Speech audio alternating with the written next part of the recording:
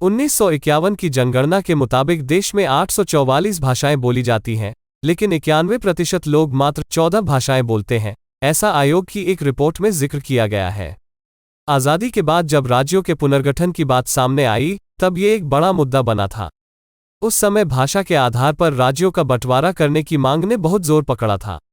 1956 में राज्य पुनर्गठन आयोग ने सबसे पहले भाषा के आधार पर ही 14 राज्य और 6 केंद्र शासित प्रदेश बनाए थे। बाद में भाषा के आधार पर ही समय समय पर इनका बंटवारा करने की मांग होती रही और 65 साल में ये राज्य 14 से 28 हो गए। देश में 1956 के बाद से 2019 तक 15 राज्य बढ़े थे, लेकिन आर्टिकल 370 हटने के बाद एक राज्य कम भी हो गया। वह राज्य जम्मू कश्मीर है। जम्मू कश्मीर के पूर्ण राज्य का दर्जा खत्म हो गया है और इसे अब 2 हिस्सों जम्मू कश्मीर और लद्दाख में बांटकर केंद्र शासित प्रदेश बना दिया गया है। जब देश को आज़ादी के 10 साल भी नहीं हुए थे, साथ ही भाषा के आधार पर देश के विभाजन की मांग उठने लगी थी और इसके आंदोलनकारी थे गांधीवादी विचारधारा को मानने वाले पोट्टी श्रीरामुलु। लेकिन महात्मा गांधी का ये मानना था कि देश पहले से धर्म के नाम पर बंट चुका है। अब भाषा के आधार पर भी राज्य बनाने से देश की एकता और अखंडता को बहुत नुकसान पहुंचेगा। पर इन सब के विपरीत पोट्टी श्रीरामुलु ने साल 1953 में आमरण हड़ताल शुरू कर दी और इस आंदोलन के 56वें दिन ही इत्तेफाक से उनकी मौत हो गई।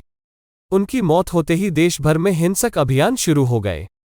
हिंसा बढ़ते ही जा रही थी, रुकने का नाम ही नहीं ले रही थी और इस हिंसा के चलते गवर्नमेंट ने भी साल 1953 में आंध्र प्रदेश को देश का पहला भाषा आधारित राज्य घोषित कर दिया था। लेकिन जब यही मांग पूरे देश में बढ़ने लगी तो आखिरकार दिसंबर 1953 में राज्य पुनर्गठन आयोग का गठन हुआ, जिसे कई राज्यों को भाषा के आधार पर बांट दिया गया।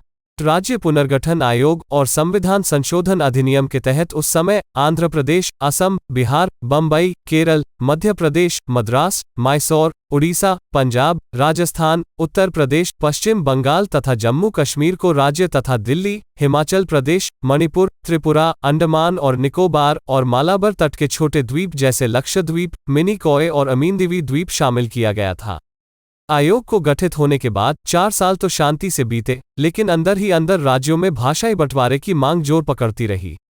1960 में गुजराती और मराठी भाषियों में विवाद शुरू हो गया। आखिरकार बम्बई को महाराष्ट्र और गुजरात में बांट दिया गया।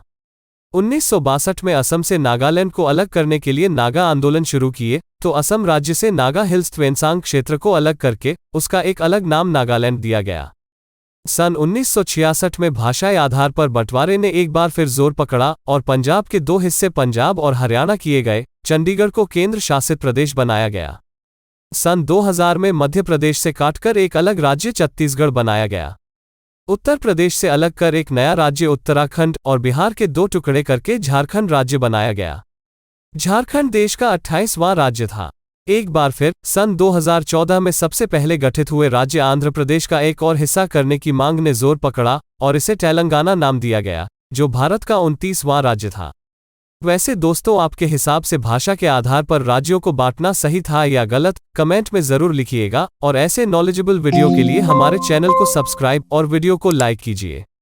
धन्यवाद।